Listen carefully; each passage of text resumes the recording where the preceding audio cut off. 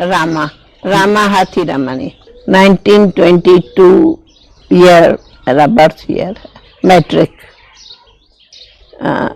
15 start थी। ये तो एक बहुत बड़ी मिरेकल कहूँ है कि दिवाली के दिन थे और उस समय स्कूल से हॉलीडेज होती है, तो हम वैसे मेरा श्री कृष्ण से सदी वही प्यार रहता, मैं भक्ति करती थी। तो 3-4 दिन पहले मुझे सवेरे सवेरे जब मैं सोई हुई थी तो मुझे ड्रीम कहो अथवा दीदार कहो कि 4 बजे सुबह को एक बहुत बहुत सुंदर लाइट मेरे सामने चमकती हुई आई और एक सुंदर बहुत बड़ा शाही गार्डन था, जैसे कि उसमें ग्रीन गलीचा बिछा हुआ हो। और देखा कि उसी लाइट से इतना छोटा श्री कृष्ण मुरली बजाता, डांस करता और दूर दूर से धीरे धीरे करके मेरे सामने आए। और जब वो सामने आए तो फिर उसके पीछे में मैंने देखा लाइट से ब्रह्मा बाबा, जिसको अभी हम ब्रह्मा बाबा कहते ही है, वो बाबा उसी लाइट से सामने आया। और ऐसे लगे जितना ही श्री कृष्ण प्रिय लगता था, इतना ही वो हमारे सामने वो मूर्त प्रिय लगती थी। और ऐसे लगती थी कि भगवान और सत्यनारायण भगवान साधारण वेश में मेरे सामने है और मुझे बहुत प्यार से वो दृष्टि देता रहा। और कुछ ही घड़ियों में वो सीन दृश्य गायब हो गई। तो फिर अनायास ही मेरे लौकिक बाप ने कहा कि बेटी तुम्हें स्कूल से छुट्टी है और यहाँ दादा है जो सत्संग करता है ओम के ऊपर, क्यों नहीं तुम वो जाकर के सत्संग सुनती हो। तो मुझे मालूम पड़ा कि वो सत्संग हमारे लौकिक घर के थोड़े ही नज़दीक में ही और मेरी लौकिक स्कूल फ्रेंड के ही घर में है। तो मैं वहाँ बाबा के पास गई सत्संग में। तो सत्संग में जाते ही और ओम की धुनी चल रही थी, तो मैंने फौरन ही ओम की धुनी पर जैसे ही मैं बैठ गई, बैठते ही मुझे वो ही गार्डन वाली दीदार होने लगा। और वही हमने श्री कृष्ण अथवा वही हमने सफ़ेद वेशधारी भगवान के रूप में, फरिश्ता रूप में देखा। और मैं उसी घड़ी से ही मैं बहुत ध्यान में चली गई और ध्यान में जाने से मुझे बहुत आनंद आया। और वही मेरी घड़ी है जो मेरे इस जीवन की बहुत सुंदर आकर्षण हो गई। मीठे भैया कहूँ, बहन कहूँ, जब से मैं बाबा के सामने आई, ऐसे समझो कि सचमुच मेरे ऊपर भगवान की डायरेक्ट कहो कि दुआएं कहो अथवा वरदान कहो रहा। आने से ही बाबा हमें तो पहले ऐसे ही माँ देखते थे कि सचमुच ये बेटी आज्ञाकारी है और बहुत बड़ी सेवा के निमित्त है। जैसे बाबा मेरी जन्म पत्री को जानता ही रहा था, तो मेरे को आने से ही कई प्रकारों के कार्य में बाबा ने मुझे बिजी करता गया। हाँ, ये ज़रूर कारण है कि एक तो आने से मेरे को सदी वही कई समय तक मेरे नैनों के सामने ये बाबा एक साधारण है नहीं देखती थी। मैं जब बाबा के सामने जाऊं मुझे बाबा श्री कृष्ण के रूप में ही देखती थी कई समय तक। और फिर बाबा भी मुझे ऐसे समझते थे कि ये एक बेटी मेरे लिए एक जैसी शहजादी है अथवा विश्व कल्याण की सेवा की निमित्त है। तो ऑलराउंड कोई भी कार्य होता था तो जैसे ऑलराउंड बच्ची समझ के बाबा, चाहे भाषण करना कहो, चाहे कोई लिखाई पढ़ाई करो, चाहे कोई कार्य व्यवहार करो, कि सत्संग को संभाल, हर प्रकार का कार्य कहेगा बेटी ये जाके करो। और सचमुच बाबा जैसे कि वो कराता ही जाता था और हमें भी हिम्मत अथवा इतनी ही कॉन्शियस देता जाता था। तो इसका कारण हमेशा मेरे जीवन का लक्ष्य रहा, एक तो आज्ञाकारी, ओबीडियंट, ऑनेस्टी अथवा कहें कि रियलिटी, प्योरिटी और एवर रेडी, और हम कहेंगे कि बिल्कुल दुनिया से बेहद का वैराग, बिल्कुल त्याग, कुछ भी नहीं, बस एक से बाबा, उनकी सेवा, दूसरा कुछ नहीं मुझे करना है। और आने से सबसे पहला तो जो बाबा लोग दुनिया में मोह होता, वो मेरा आने से ही मोह खत्म हो गया। बस मेरे लिए जीवन में सब कुछ बाबा है अथवा ये बाबा है और कुछ नहीं रहता। तो इतना ही बाबा भी हमारे को हर कार्य में आगे निमित्त बनाता गया। ये तो बाबा के वरदान है। क्वालिटी भी प्रभु की शक्ति से एक प्रैक्टिकली बन जाती है। तो नेचुरल क्वालिफिकेशन नहीं कहेंगे, बल संस्कार भी है, लेकिन विशेष तो मैं कहेंगी कि बाबा के जितना कहा जाता है तुम फेथ रखो, उतना तुम्हें फेथफुल समझ के वरदान मिलता। तो जितना मेरा बाबा से प्यार था या फेथ था, उतना 100 गुना बाबा से मुझे ये वरदान मिलता गया और मैं बाबा से एकदम ओबीडियंट, ऑनेस्ट रही। मीठे भैया, मैं बॉम्बे में सदैव सेवा पर रही, तो मैं यहाँ 3 दिन पहले कोई पार्टी के साथ आई और हम सिर्फ 2 दिन के लिए ही आई थी। बाबा भी हमेशा मुझे यहाँ सेवा के कारण 2-3 दिन से ज़्यादा छुट्टी नहीं देता था, लेकिन अनायास ही बाबा ने स्वयं कहा, बेटी और आप मधुबन में रह जाओ, अभी आप बॉम्बे में कोई ज़रूरी कार्य न हो तो नहीं जाओ। मैंने कहा बाबा अभी कोई बॉम्बे में कोई विशेष कार्य यानी प्रोग्राम नहीं है, मैं रह सकती हूँ। तो पार्टी चली गई और मैं बाबा के पास रही। ये 17 तारीख की बात है और 18 सवेरे से बाबा मुझे अंगुली लेके ये चारों तरफ मधुबन घुमाता रहा। और रात को क्लास उसी दिन हमने कहा बाबा आज तो घर है और हम क्लास लेट न करके जल्दी करें।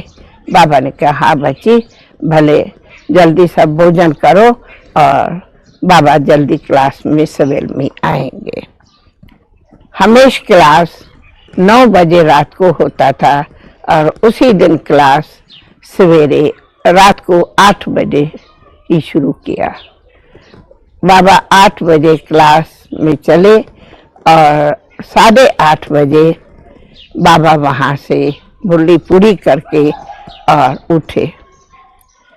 तो बात ये थी कि बाबा ने लास्ट में उसी वाणी के लास्ट में कहा, हे बच्चों, तुम्हें सदा निराकारी, निर्विकारी, निरअहंकारी स्थिति रखने से ही तुम आगे ऊंच से ऊंच बन सकते हैं। ऐसे करके बाबा उठ करके, वैसे हमेशा से नहीं, उठ करके बाबा ने कहा, अच्छा बच्चे नमस्ते विदाई। बाबा कभी विदाई शब्द नहीं बोलता था, और ऐसे करके सब हम बच्चों से विदाई करके और अपने रूम में चले गए। तो जब रूम में चले गए तो हम कभी बाबा के रात के टाइम में रूम में जाते नहीं है, लेकिन अनैसे ही हमें ख्याल आया कि मैं बाबा के पास रूम में जाके और हम गुड नाइट करके आती हूँ। तो मैं जब कमरे में गई तो बाबा अपने पलंग पर बैठा था। तो मैं जब कहा, सामने खड़ी हुई, तो बाबा कुछ बोला नहीं, हमें दृष्टि देता रहा। मैं समझती हूँ मिनट 2 के बाद बाबा, जैसे अब मैं ऐसे बैठी हूँ वैसे बाबा पलंग पर ऐसे टर्न हो करके बैठा, टांगे नीचे थी और मेरा सामने में हाथ पकड़ा। कुछ सेकंड ही कहूंगी, जैसे बाबा ने मेरा हाथ पकड़ा, सेकंड के अंदर वो हाथ जो है वो लाइट होता गया।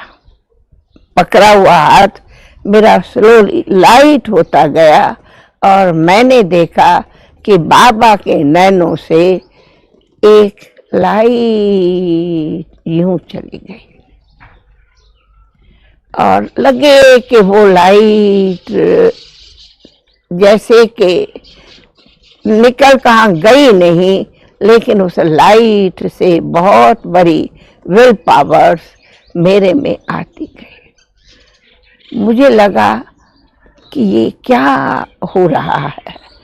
बहुत बड़ी पावर्स, जिसको कहीं पावर्स कहो, ब्लेसिंग कहो, वो उस सेकंड के अंदर मुझे अनुभव होती गई।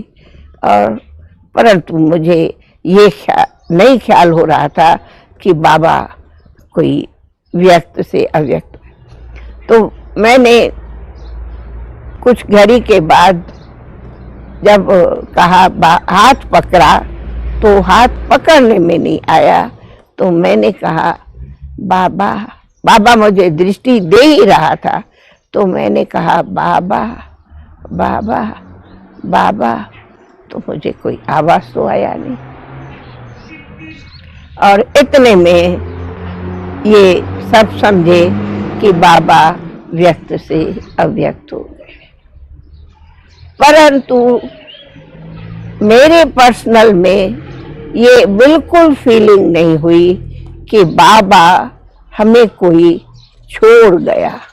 हमें लगा बाबा इस स्थूल वतन से और सूक्ष्म वतन में गए हैं और बाबा हमारे को दृष्टि दे रहा है और बाबा साथ है और बाबा प्रेजेंट है और बाबा साथ देता रहेगा और बाबा की ही सब कुछ शक्ति कार्य कर रही है। ये एक मुझे सूक्ष्म वरदानों के साथ शक्ति रूप में अनुभव होता रहा।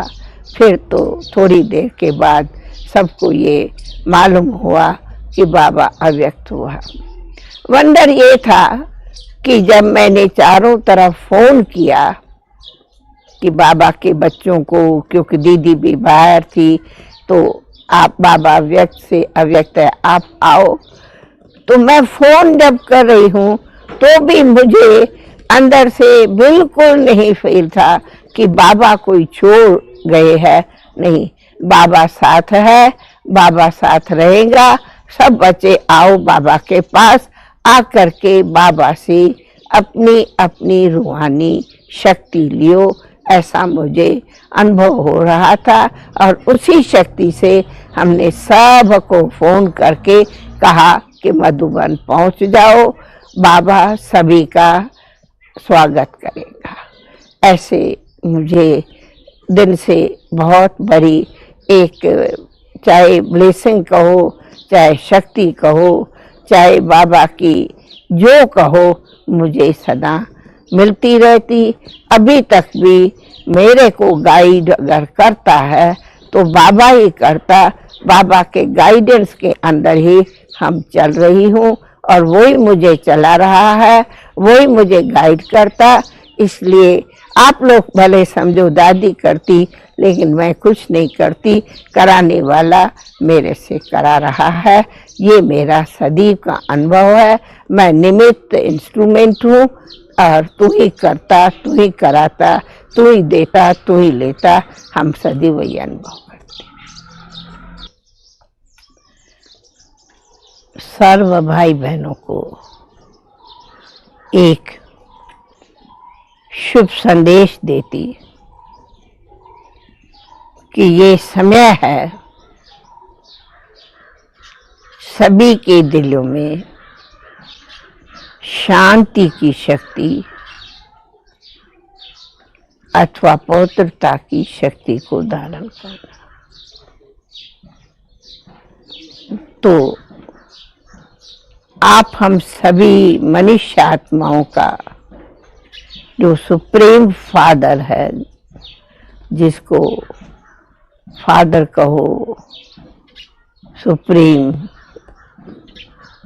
सतगुरु कहो, गॉड कहो, शिव बाबा कहो, उनका एक सबके कल्याण के लिए, सबके शांति और सुखी खुशी प्राप्त करने लिए संदेश है कि अब आप सब अपने को बिंदु ज्योति आत्मा जानो।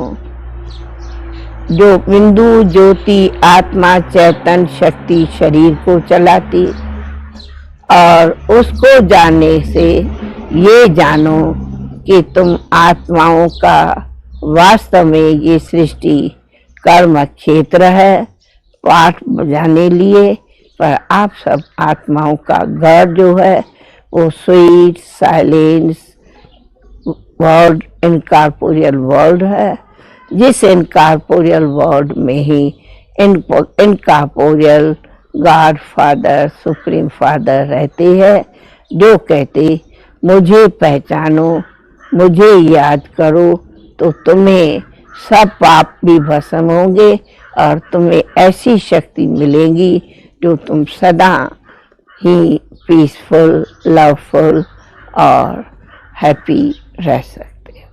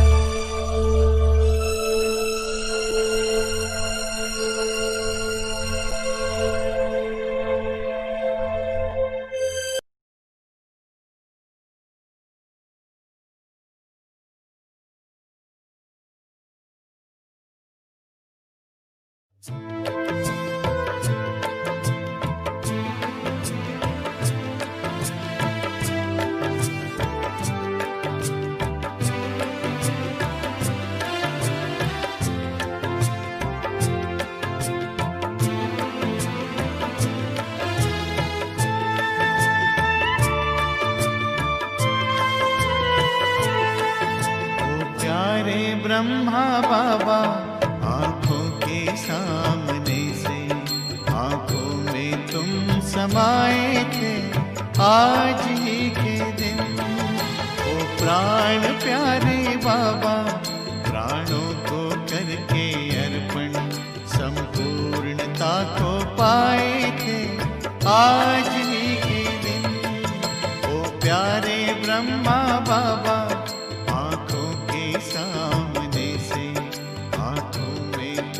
समाये थे आज।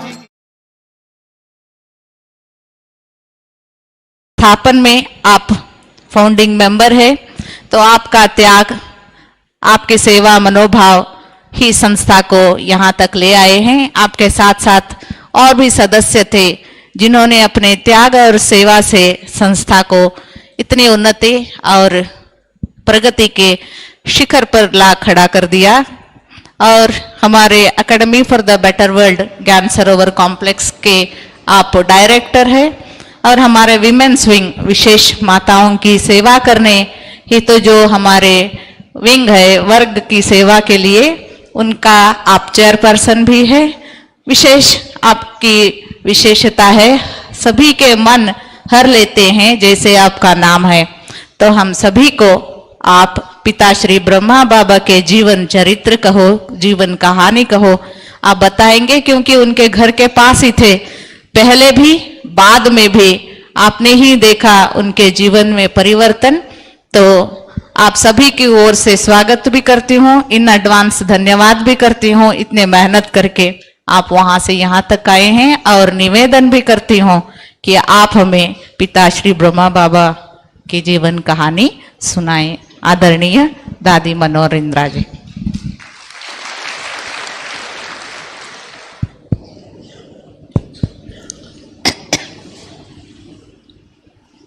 ओम शांति। प्यार से बोला, थोड़ा और अच्छी तरह से बोलो। तो आप सबको देख करके, सब जींद का उनका मालूम नहीं था, नेपाल का मालूम नहीं था, कितना बड़ा ग्रुप नेपाल वाला भी आ गए हैं, परंतु आए हैं भगवान के घर में अपना भाग्य लेकर के। ये मैं मानती हूं कि अपना भाग्य लेकर के हम आते हैं। जैसे मेहमान भी आते हैं ना घर में, समझो खाना हमने अपने परिवार के लिए पकाया और ऊपर से कोई आ गया, तो घर वाले सोचेंगे मेहमान आ गया ऐसा विशेष, तो अपना खाना छोड़ करके थाली उसको दे देंगे, वो खाना खाएगा। तो हम अंदर समझेंगे भाई दाने दाने के ऊपर खाने वाले का नाम लिखा हुआ है।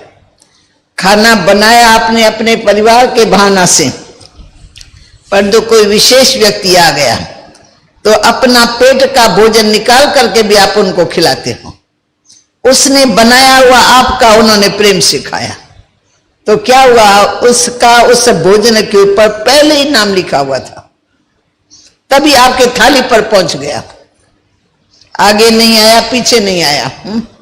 भाग्य होता है। तो आप भी भगवान के घर में अपना अपना भाग्य लेकर के आए हो, इसलिए मैं मानती हूं आप सब पद्मा पदम भाग्यशाली आत्मा हो। आप अपने भाग्य को अभी नहीं जानते हो, थोड़ा समय धीरे धीरे आपको पता लगता जाएगा कि कैसे हम भाग्यशाली हैं, क्यों भाग्यशाली हैं, क्या यहाँ बातें मिलती हैं और क्या विशेष राज है जो आज मैं आपको सुनाने जा रही हूं। आपको अगर निश्चय में आ गया तो समझो आपका भाग्य का सितारा चमक उठा, अगर आपके निश्चय में आ गया तो। क्योंकि मैं हिस्ट्री ऐसी सुनाती हूं, ऐसी आत्मा की सुनाती हूं जिसका सारे चक्कर के अंदर, सृष्टि चक्कर के अंदर विशेष पार्ट है। जिसका विशेष पार्ट है उसको खुद भी पता नहीं, उसको खुद भी पहले पता नहीं था, परंतु जब अचानक उनके लाइफ में परमात्मा की तरफ से डायरेक्ट चेंज आई, अनेक प्रकार के दिव्य दर्शन होने लगे, तो वो आश्चर्य में पड़ गया, ये सब क्या हो रहा है मेरे जीवन में, इसका क्या रहस्य, अब मुझे क्या करना है जीवन में। नित्य नई नई बातें, नित्य नई नई बातें उसके जीवन में आने लगी। तो जरूर उसका भी अंदर संकल्प चलेगा, क्योंकि हैदराबाद सिंध में, मैं हिस्ट्री यहां से शुरू कर देती हूं, मेरा लौकिक घर हैदराबाद सिंध में हुआ। सिंध देखा किसी ने?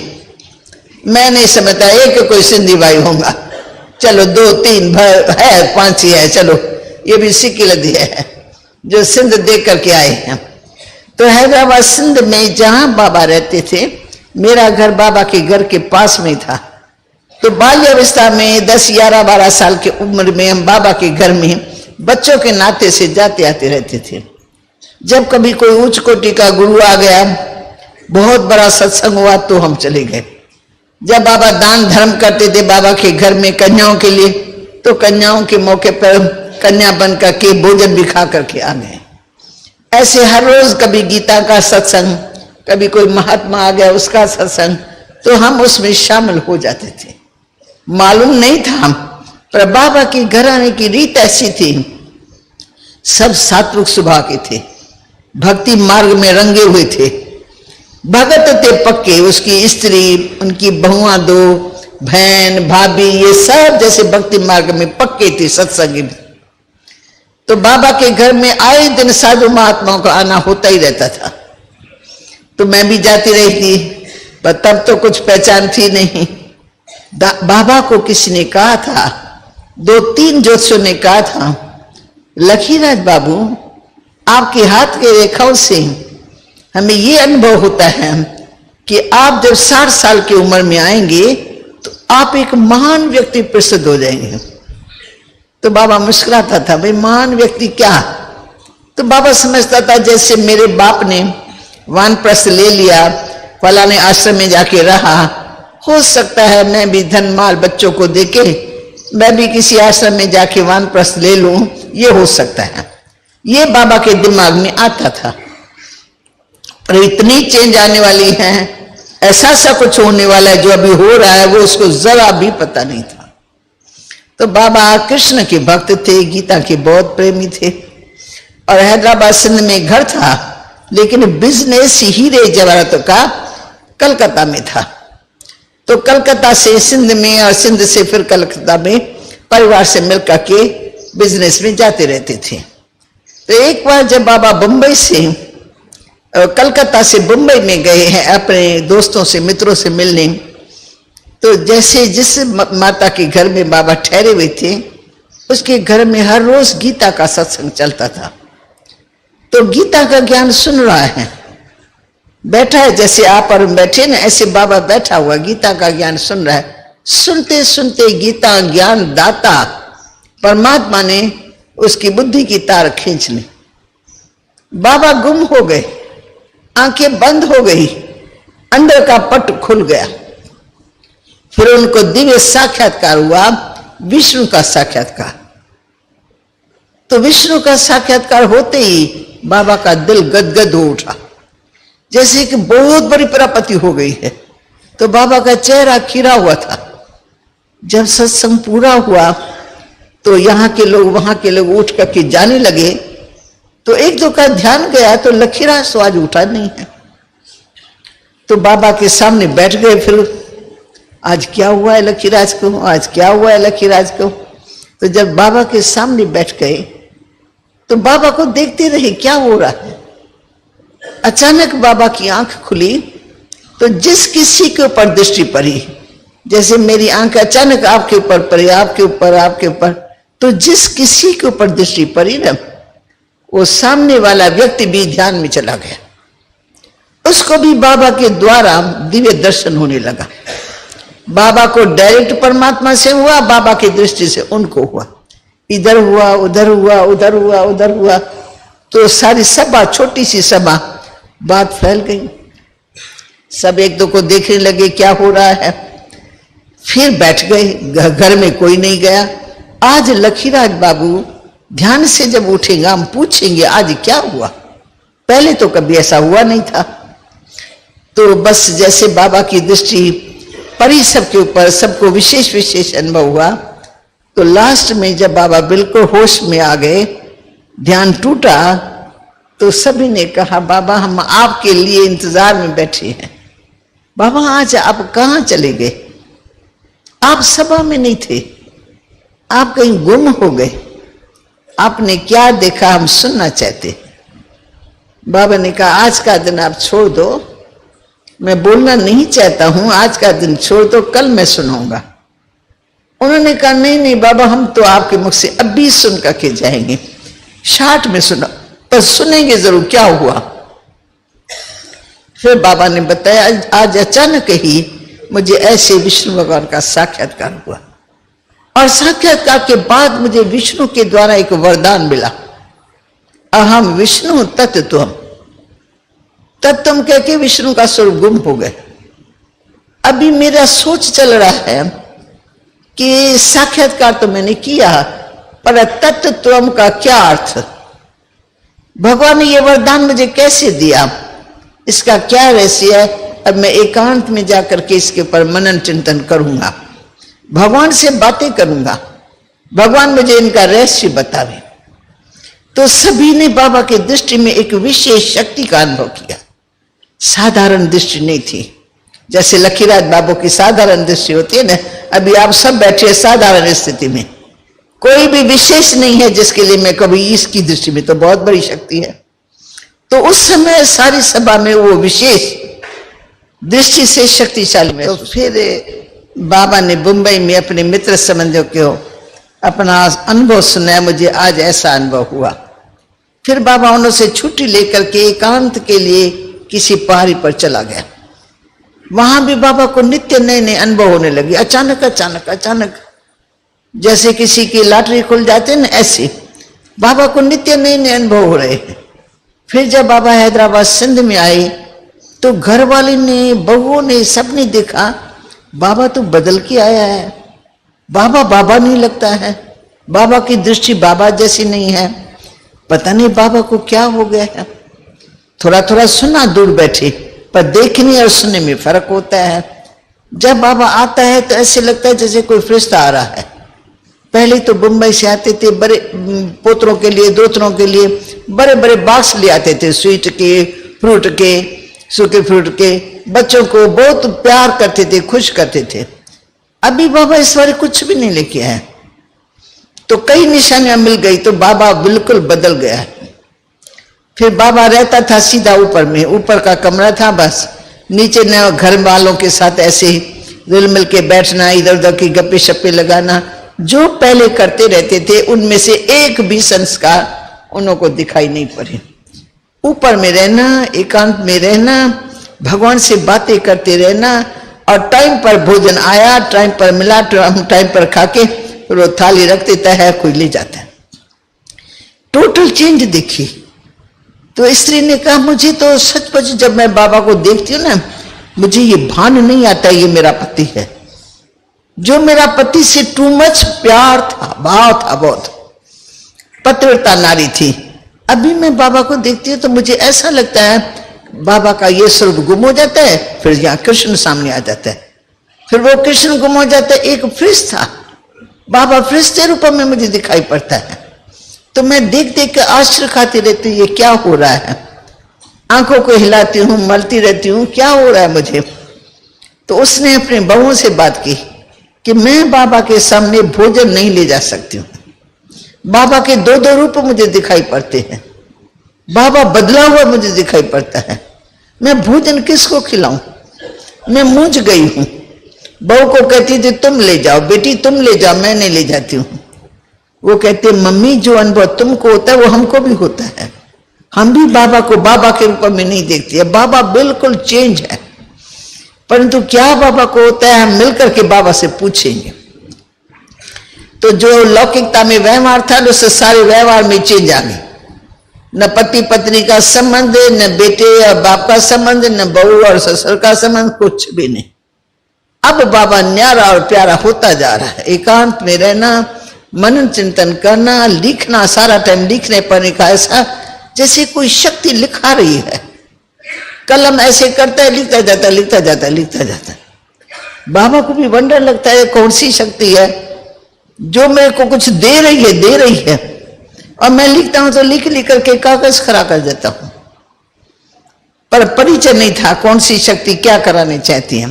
फिर बाबा एकांतवास के लिए किसी हिल स्टेशन पर चले गए। वहां भी बाबा को नित्य नए नए अनुभव, नित्य नए नए अनुभव। फिर बाबा हैदराबाद में आकर के बनारस में चले गए। बाबा की भागीदार की कोठी थी, बहुत बड़ा बाग था वहां पर। तो जब वहां रहे हैं, 2 दिन रहे, तो अचानक रात्रि को सोया हुआ है तो सोते सोते आवाज आया, उठो जागो, उठो जागो। बाबा की आंख खुली तो कोई व्यक्ति है नहीं, परंतु चारों ओर प्रकाश ही प्रकाश फैला हुआ है। तो बाबा आश्चर्य में पड़ जाते, ये सब क्या है, कौन सा प्रकाश। ये तो दिखाई पड़ता ना, ये प्रकाश यहां से आता है, ये बल्ब यहां जग रहा है, ये बल्ब यहां जग रहा है। वहां तो पता भी न लगे, कोई है ही नहीं सोर्स, परंतु सारे हाल में प्रकाश। फिर बाबा दरवाजा खोल करके बाहर बगीचे में चला जाता। रात्रि का समय, रात्रि को 12-1 बजे की बात का। फिर एक बगीचे में स्थान था, वहां बैठ गया। बैठे बैठे फिर परमात्मा ने उसको दिव्य दृष्टि दे दी। शरीर से गुम हो गए और दिव्य दृष्टि मिल गई। अब दिव्य दृष्टि में क्या देखा? क्या देखा कि ये कलयुगी सृष्टि, उनका महाविनाश हो रहा है। इतने मर रहे, इतने मर रहे हैं, तो को काट रहे हैं, मार रहे हैं। बहुत ही जैसे सिविल वार में क्या क्या होता है, हिंदू मुस्लिम सिख ईसाई सब आपस में लड़ रहे हैं, झगड़ रहे हैं। दर्दनाक नजारा देखा। स्त्रियों की लाज लुटाई जा रही है, बच्चों को पटक रहे हैं। घबरा गया बाबा, इतना बड़ा विनाश। फिर थोड़े समय के बाद देखता है कुदरती आपदा आ रही है। कहां बाढ़, का भूकंप, का आग, का तूफान, का भूखापन, सूखापन। इसमें मनुष्य मरते, डूबते, जलते जा रहे। तो बाबा का बदन कांप रहा है, चिल्ला रहा है, प्रभु जी बस करो, बस करो, बस करो प्रभु जी, इतना भारी विनाश, बचाओ बचाओ बचाओ। बाबा की आवाज आने लगी। फिर तीसरी सीन देखिए, ऊपर से बम्स की वर्षा हो रही है। धराधर धराधर इतने बम्स गिर रहे हैं जैसे सारी सिटी की तबाही हो गई।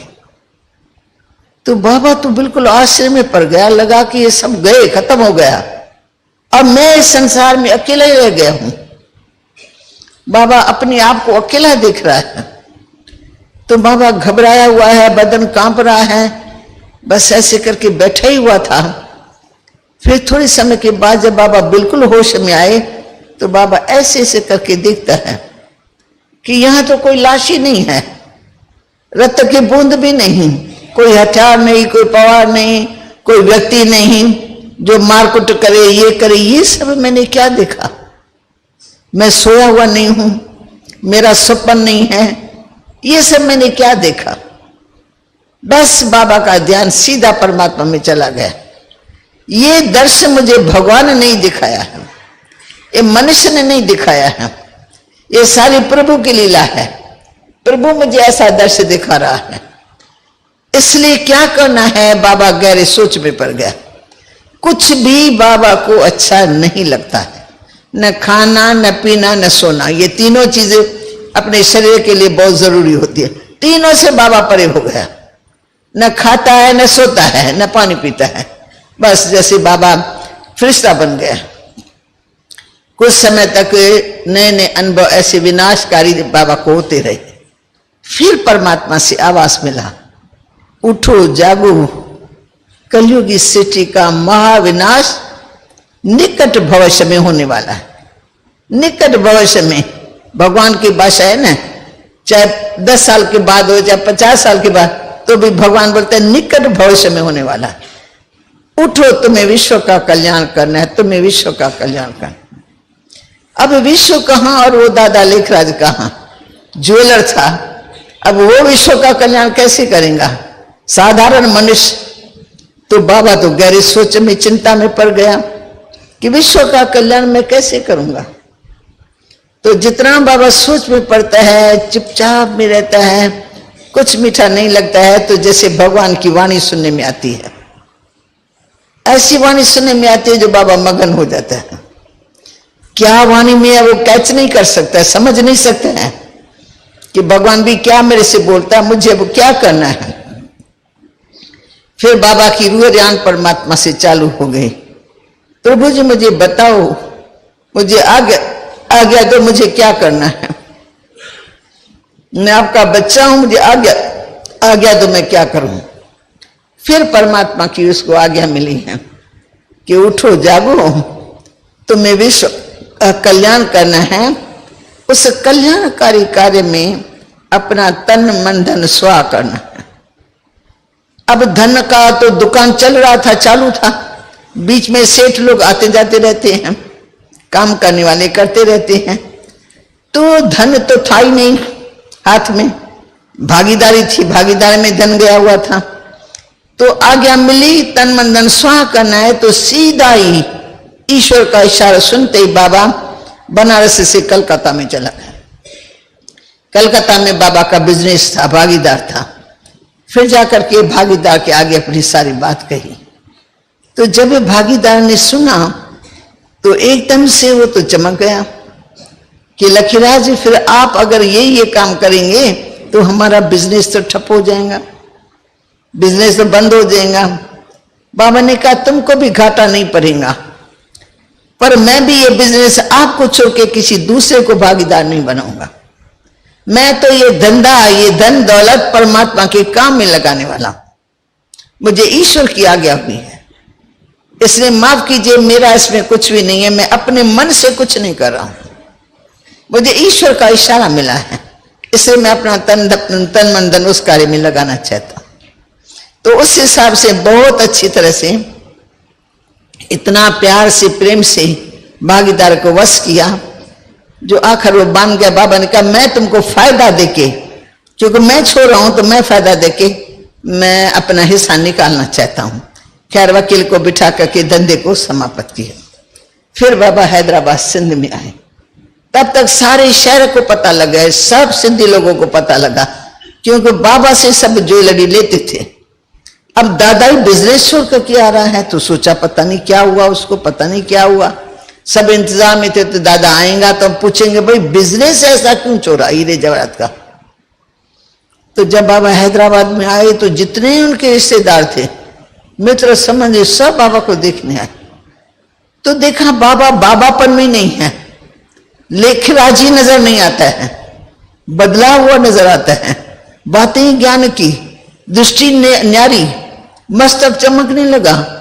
तो सभी बाबा को देख करके आश्चर्य खाने लगे, भाई ये तो कोई विचित्र बात आ गई है, इसकी जीवन ही चेंज हो गई है, अब ये धंधा कैसे करेगा इस हालत में। तो हैदराबाद का धंधा वहां से छोड़कर के हैदराबाद में आया। कुछ दिनों के बाद बाबा को और गहरा अनुभव होने लगा। क्या अनुभव होने लगा कि एक दिन बाबा शाम का समय था, तो गुरु में बड़ा विश्वास था, प्यार था, टू मच प्यार था गुरु में, और गीता भी पढ़ता रहता था, गीता का प्रेमी था। अब गुरु के हाजिर में सत्संग हो रहा है और बाबा सत्संग के बीच से उठ करके अपने कमरे की तरफ जा रहा है। तो गुरु जी का ध्यान गया कि लखीराज बाबू मेरे सत्संग से उठ के कभी ये जा नहीं सकता है, आज ये जा रहा है जैसे कि मैं बैठा हुआ ही नहीं हूं। तो गुरु को थोड़ा फील हुआ। फिर जब बाबा कमरे में गया, अपने कमरे की तरफ वहां बैठ ही गया, तो बाबा की घरवाली, बाबा की बहू सब बाबा के पीछे गए। पता नहीं क्या बाबा को हुआ, जाके पूछें देखें। तो बाबा ध्यान में था। फिर कुछ समय के बाद बाबा जब ध्यान अवस्था से नीचे उतरा, तो बाबा से बहू ने पूछा, स्त्री ने पूछा, बाबा आज आपको क्या हुआ, आपका क्या अनुभव है। तो बाबा ने कहा, तो मुझे कलयुगी सिटी का महाविनाश तो मैंने देखा कुछ समय पहले बनारस में, पर आज मुझे आने वाला संसार कैसा होगा, सत्युगी संसार कैसा होगा, लक्ष्मी नारायण की राज दरबार कैसी होंगी, वो सुंदर दृश्य, रतन जड़ते महल, सुनहरी महल, सब देवी देवताएं, देवी देवताएं, देवी देवताएं, बस ऐसा सुखमय संसार देखा। फिर मुझे भगवान ने आज्ञा दी, ऐसा सुखमय संसार तुम्हें बनाना है।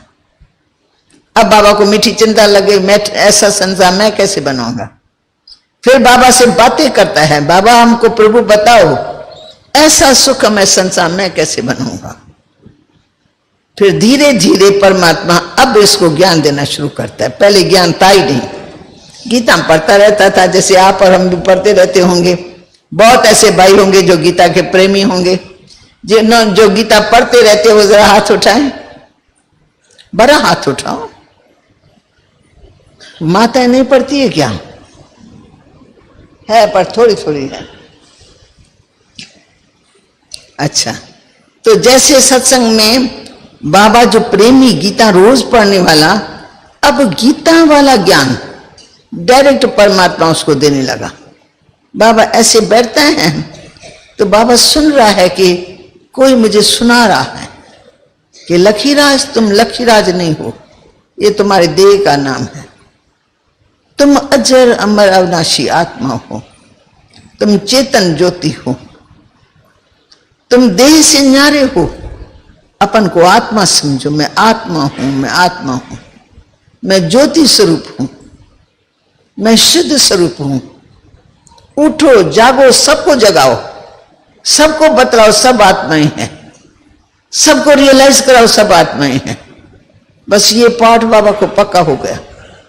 फिर बाबा के सामने स्त्री आती है, बहू आती है, बेटी आती है, सबको बिठा के पूछता है। जसोता धर्म पत्नी वो आई है। बाबा पूछते हैं, जसोता तुम अपने आप को जानती हो कौन हो? तो वो बेचारी घबराई हुई कहती, बाबा मैं तो जसोता ही हूं।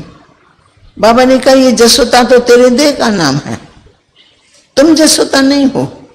देह में विराजमान तुम अजर अमर अविनाशी आत्मा, तुम चेतन ज्योति हो। आज से लेके ये पाठ पक्का करो, मैं आत्मा हूं, मैं आत्मा हूं, मैं आत्मा हूं। जिस किसी को देखो आत्मा की दृष्टि से देखो। बहू को भी पाठ पक्का कराया, बेटी को भी, बहन को भी, सब। तो घर में आत्मा का पाठ तो प्रैक्टिकल में पक्का हो गया। सब एक दो को रूहानी दृष्टि से देखने लगे। आंखें बंद थी, कभी रूहानी दृष्टि से देखते थे क्या, फलानी आई है, फलानी है, फलाने घर की आई है, फलानी बहू है, फलानी बेटी, ऐसे। अब हमारी रूहानी दृष्टि खुल गई। वो इतनी अच्छी खुली जो सब ये कलम लग गया। हर एक ने अपने अपने घर में ये बात सुनाई। घर से और आने लगे और आने लगे, तो एक बड़ी भारी सभा जल्दी जल्दी इकट्ठी हो गई। फिर बाबा कुछ समय के बाद फिर बाबा कश्मीर में चला गया। तो वहां जाकर के भी बाबा कुछ समय एकांत में रहना है, तो धराधर से बाबा का ज्ञान मिलने लगा। बाबा वहां से पत्र लेकर के भेजता था। पत्रों में शक्ति, पत्र कोई पढ़े तो उसको भी शक्ति मिले, निज ज्ञान आत्मा का। तो यहां से कलम चालू हो गया। नित्य परमात्मा की पराई बाबा को मिलने लगी। फिर भी बाबा को यह समझ में नहीं आता है कि ये कौन मुझे ज्ञान दे रहा है। मैं तो सोचता नहीं हूं, मैं मेरे सोच से बाहर का ज्ञान है, कौन दे रहा है? तो इतना ही शब्द बोलता था, मुझे प्रभु दे रहा है। प्रभु कौन है वो भी पूरा पता नहीं। तो ऐसे करते करते ये ज्ञान की धारा इतनी बहने लगी, इतनी बहने लगी, जो आने वाले लोग तो हजारों इकट्ठे हो गए।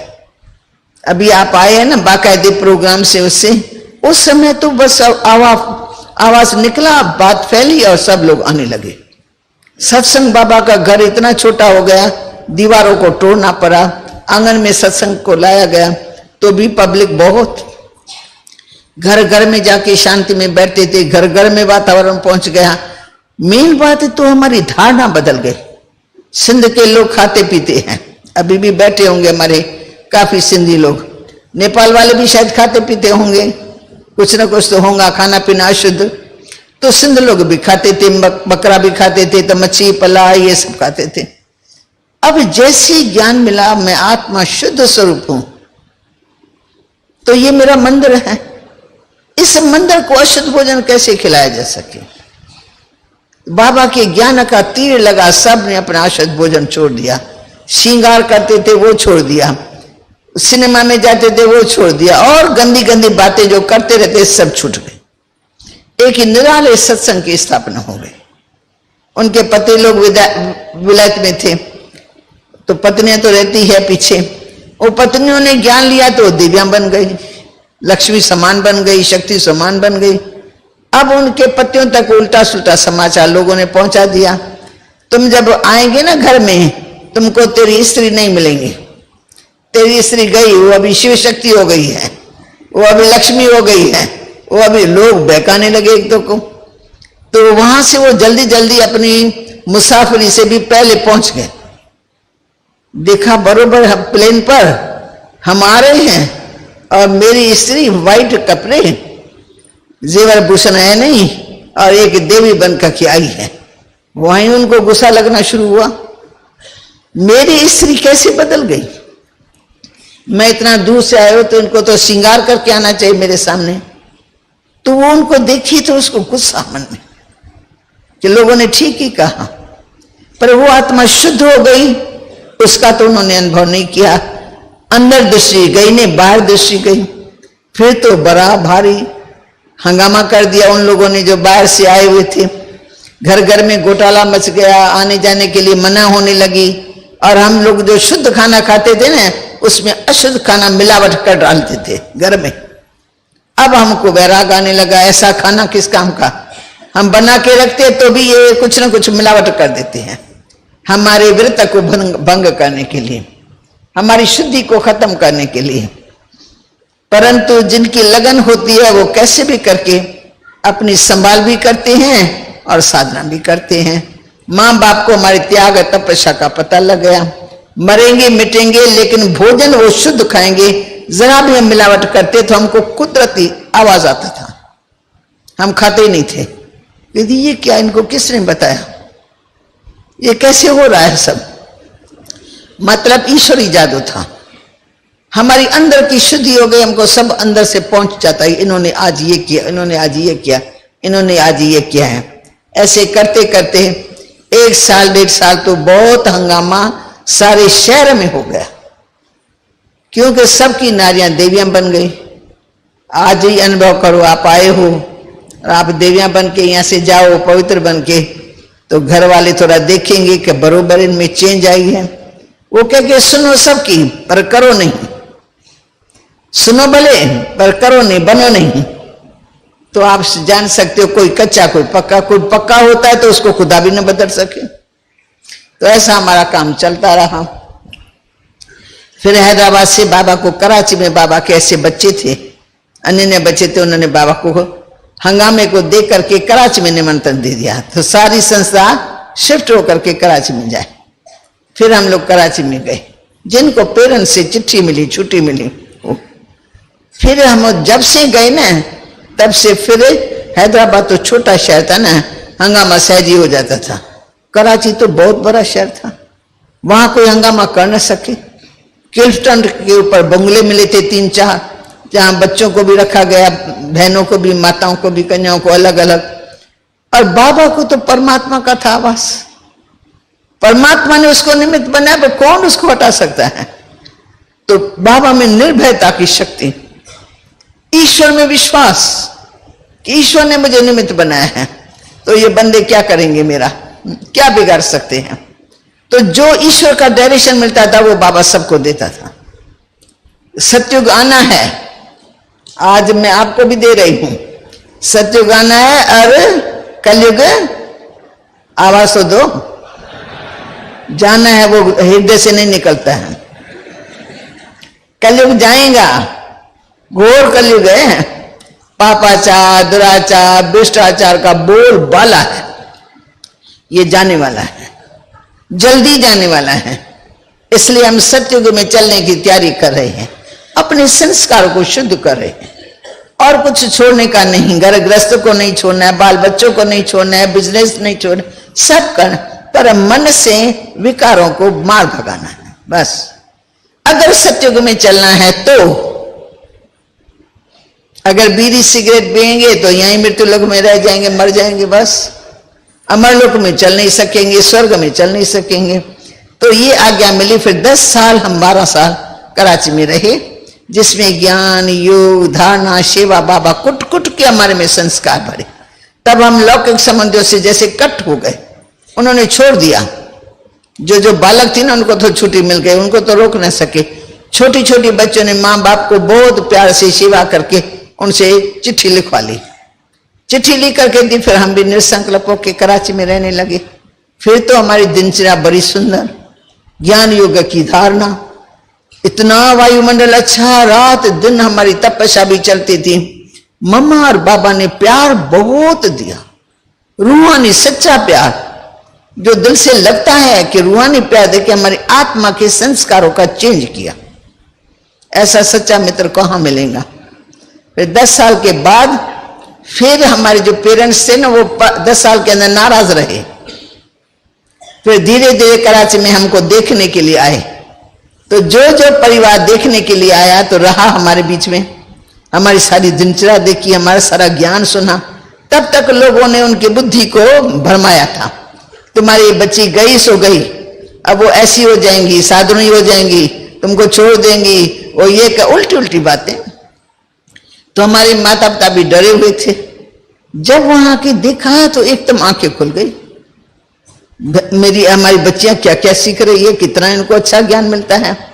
फिर बाबा से माफी मांगी, भाई हमने गालियां दी, हमने बहुत पाप कर्म किया, अब हम माफी मांगते हैं। आप अब भी इन बच्चों को कभी कभी हमारे पास, हमारे दिल होती है, सारे परिवार को फिर से हमारी बच्ची मिलने के लिए आ जाए तो आप उनको थोड़ी छुट्टी दो। बाबा ने कहा छुट्टी है बच्चों को कभी मना नहीं की जाती है, सेवा के लिए कभी बच्चों को मना नहीं है। फिर वो जब आए हैं ना लौट करके, तो सारे रिश्तेदारों में फैला दिया कि बहुत अच्छी संस्था, बहुत अच्छा काम, बहुत अच्छी जीवन, ये लोगों ने बहुत बहकाया था। फिर हम उनके बाद दोबारा जब आए हैं तो उनकी अच्छी तरह से रह करके सेवा की। सेवा के बाद हमारे पेरेंट्स में भी जागरूकता आ गई। फिर माँ भी ज्ञान में चलने लगी, बहन भी ज्ञान में चलने लगी, भाभी भी ज्ञान में चलने लगी, तो सब रिश्तेदार आने लगे। फिर ऐसे करते करते फिर उन्होंने निमंत्रण दिया कि आप कैसे भी करके हमारे पास, हमारे बीच में रह करके हम स्थान लेकर के देते हैं, यहाँ बैठ के ज्ञान का प्रचार करो और जो रिश्तेदार है उन सबको जगाओ। साल 2 साल हमारे पास, हमारे निमंत्रण पर रहो, सारी शहर की सेवा करो, फिर आप आते जाते रहो। फिर हम लोगों ने ऐसा किया। तो सेवा करते करते कितने सेवा केंद्र खुल गए। दिल्ली में हम गए तो दिल्ली में सेवा केंद्र खुला, अजमेर में गए तो अजमेर में खुला, जयपुर में गए तो जयपुर में खुला, अमृतसर में, अहमदाबाद में, बॉम्बे में, सब जगह फिर सेवा केंद्र खुलने लगे। तो जहां सेवा केंद्र खुलेगा वहां के भाई तो चाहेंगे ना, भाई खोल करके दादी चली गई, अब हम प्यासे, हमको अमृत चाहिए, हमारे निमंत्रण पर 2 बहनें रहनी चाहिए, हम सब खर्चा करेंगे, हमारे पास आनी चाहिए। फिर सेवा के लिए हमारे को बाबा से छुट्टी लेके मंगाया और फिर वहीं रखा। जब से गए ना तब से फिर लौट करके आए नहीं। सेवा ही सेवा कर रहे हैं, कौन छुट्टी देंगे हम लोगों को। तो विश्व का कल्याण करने के लिए बाबा ने ये सेना, रूहानी सेना तैयार की और शिव बाबा ने आज्ञा दी, तुम्हें विश्व का कल्याण करना है, तुम्हारे को ये काम करना है। ईश्वरी आज्ञा का पालन करके हम सब सेवा के लिए निकले और सेवा करते करते करते इतने सेंटर खुल गए। आज कितने सेंटर है, बहुत सारे सेंटर, सारे भारत में तो क्या, पर विदेश में भी हमारे सेवा केंद्र है और 60-70 हजार तो बहनें हैं समर्पण, जो बहनें चारों ओर सेवा कर रही है। दिन प्रतिदिन बहनों की वृद्धि भी हो रही है और आने वालों की वृद्धि। इतने बड़े बड़े स्थान बाबा ने पहले ही बता दिया था। बच्ची अभी तो छोटा सा तुम्हारा मकान है, जब बाबा साकार में थे बहुत छोटा मकान था, ऊपर में जाएंगे देखेंगे, पर वरदान बहुत बड़ा मिल गया था। जो ये देख रहे ना, ये वरदान में है। बच्ची आगे चल करके तुम्हारे बहुत बड़े बड़े मकान बनेंगे, बड़े बड़े हाल बनेंगे और बच्चे बहुत आएंगे, तुमको रहने का, खाने का प्रबंध देना पड़ेगा। बाबा बच्चों के सिवा बोलता नहीं था शब्द, बच्चे बहुत आएंगे, बच्चे बहुत आएंगे। तो बाबा ने आप सब आत्माओं का आह्वान किया हुआ है, उस आह्वान के फल स्वरूप आप यहाँ पहुंचे हो। तो हमको बाबा का आवाज भी याद आता है और आपका प्रत्यक्ष रूप देखते हैं तो वो भी याद आता है। ये तो बाबा ने पहले ही बताया था। तो आप बहुत भाग्यशाली आत्माएं हैं जो बाबा के घर में आए हैं और बाबा ने ही पहले याद किया है। आपको तो पता ही नहीं, भगवान तो त्रिकालदर्शी है, उसने पहले ही बताया कि ऐसे ऐसे होगा। पहले झाड़ छोटा होता है, फिर बढ़ते बढ़ते झाड़ बहुत वृद्धि को पाएगा। फिर संसार की सब आत्माएं आएंगी और जब आएंगी तो रहने का स्थान तो होगा नहीं, फिर हम सब चले जाएंगे ऊपर में परम धाम में। तब तक विनाश की भी कंप्लीट तैयारी, तो शरीर छूटेंगे, हम आत्मा ऊपर जाएंगे। तो ये है स्थापना का राज। तो ये जो बाबा ब्रह्मा का नाम है वो दादा लेखराज नाम था, 5 बच्चों का बाप था। देखते देखते देखते देखते बहू थी 2 और बच्चे थे, 1-2 बेटी और भी थी, एक बड़ी एक छोटी, और बाकी तो सारा परिवार था। भाई के बच्चे ही तो बाबा पालना करते रहते थे। अब बाबा में जो चेंज आई तो सारा परिवार का परिवार सरेंडर हो गया, तन मन धन सहित परिवार सहित बाबा सरेंडर होके इस काम में लगे। तो सारी फैमिली भी इस ज्ञान में, स्त्री बहू बच्चे सब इस ज्ञान में चल पड़े। कितने सालों तक वो सब जीवित रहे हैं और हम लोगों के साथ मददगार बन के रहे हैं। बहुत लंबी हिस्ट्री है, मैं तो 1 घंटे में शॉर्ट में आपको सुना लेती हूँ, फिर मैं जो जरूरी बात है वो सुनाने चाहती हूँ। तो ये जो बाबा का नाम था ना दादा लेखराज, तो दादा लेखराज का नाम जब शिव बाबा ने गुप्त में प्रवेश किया शिव बाबा ने, मालूम ब्रह्मा को भी नहीं था, तो ब्रह्मा नाम भी नहीं था इनका, दादा लेखराज था। परमात्मा की तरफ से इसको नया जन्म मिला नया जन्म मिला, नया नाम मिला, नया काम मिला। नया नाम क्या मिला? तुम प्रजापिता ब्रह्मा हो। नए जगत के लिए, सत्युगी सृष्टि के लिए निमित्त हो, रचने के लिए। तुमको सारी सृष्टि का पिता बन के सारी सृष्टि को जगाना है। तुम्हें विश्व का कल्याण करना है। काम तो बहुत बड़ा परमात्मा ने सौंप दिया। वो परमात्मा का काम बाबा करता रहा। बहुत सारा दिन रात बाबा नींद बहुत कम करते थे। 11 बजे सोते थे, 1 बजे 2 बजे उठ खड़े हो जाते थे। सारा टाइम लिखता पड़ता रहता है, फलानों को जगाओ, फलाने को जगाओ। हम बच्चों को रोज बाबा ताड़ना करता था, फलान जगह जाओ, फलान जगह जाओ, उनको जगाओ, उनको जगाओ। तो ये सारी सेना तैयार करके बाबा ने सब जगह भेज दिया। तो बाबा का नाम प्रजापिता ब्रह्मा है। उसने अपने आप के ऊपर नाम नहीं रखा। मनुष्य कैसे रखेगा इतना बड़ा नाम? काम तो करे ना कोई। ये तो बाबा ने काम किया है। तो परमात्मा ने नाम रखा प्रजापिता ब्रह्मा। विश्व का तुम्हें कल्याण करना है। वो विश्व का कल्याण का काम चल ही रहा है। आप सब भी देख रहे हो, आज अपने आप को देख रहे हैं ना, पर यहाँ तो आए दिन एक दिन भी खाली नहीं रहता। ये हाथ प्रोग्राम पिछाड़ी प्रोग्राम, प्रोग्राम पिछाड़ी प्रोग्राम होता ही रहता है। ऊपर में भी होता रहता है, नीचे भी। ऊपर भी जाएंगे तो आपको वंडर लगेगा। एक नया संसार बना हुआ है, बड़े बड़े हॉल बने हुए हैं जहां ये सेवाएं चल रही हैं। तो आप बहुत भाग्यशाली हो जो भगवान के घर में आए हो, और आपको नित्य नए नए ज्ञान की बातें मिलेंगी। परंतु इनके बाद अपने दिल को खुश नहीं करना है। वहां जहां जहां हमारे सेवा केंद्र है उनसे अपना संपर्क बनाए रखना, ताकि आपको निरंतर ये पढ़ाई मिलती रहे, ज्ञान अमृत मिलता रहे और जीवन हमारी हरी भरी रहे। अगर मनुष्य से देवता बन के सत्युग में चलना है तो बुराइयों को छोड़ना पड़ेगा, ज्ञान अमृत पीना पड़ेगा, और ज्ञान अमृत पी करके अमर पद को पाना है। तो ओम शांति में नटशेल में आपको ये कहानी सुना के पूरी कर रही हूं।